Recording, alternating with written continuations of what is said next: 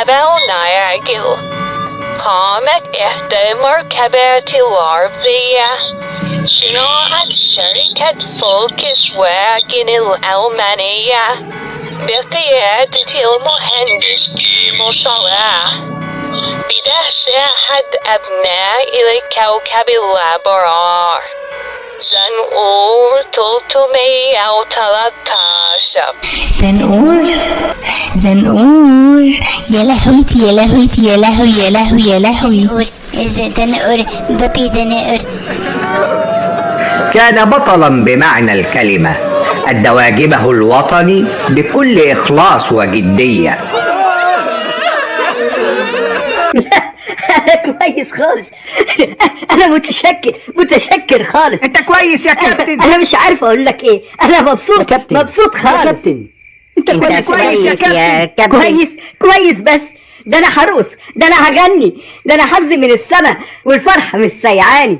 ده باين له اتلحس يا كيمو. ده ملحوس خلقه. هو في حد يصبغ شعره لبني؟ تركوازي يا نادر. والله احنا اسفين.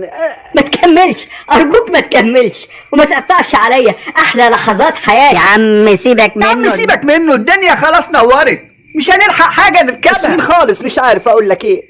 احنا اسفين جدا على النضاره، بس يا كابتن لو في اصابات ولا حاجه احنا ممكن نروح المستشفى. مستشفى ايه بس يا كيمو؟ ده منحوس، فكك منه. انا كويس خالص، حتى بص اهو. انا بس كنت بتريض في الفجر حوالين القصر، يعني شويه رياضه يعني. انت يا كابتن باينك دمك خفيف. ده احنا كنا مفروض نتعرف على بعض من بدري. محسوبكم زنقور. انا بتكلم عربي بصحيح، بس انا خواجه من حته بعيده اسمها زنقوريا. زنقوريا دي فين يا زنفور؟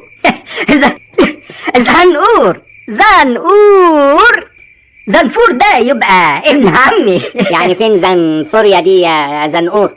كده في حته بعيده خالص ما بين القطب الشمالي والقطب الجنوبي. ياه، دي تلاقيها مليانه بطاريق ودلافين وحاجات كتير حلوه قوي دي يا كيمو. يلا عايزين نروح يا كيمو. انت يا كابتن باينك دمك خفيف قوي وهعجبكم والله. ما تيجي معانا بقى يا زنقور، نفرفشك ونفسحك معانا شويه. نتفسح؟ ايوه نتفسح، مفيش مانع خالص نتفسح. يلا يا كيمو، يلا بينا. يلا يا كيمو، يلا يا زنفور.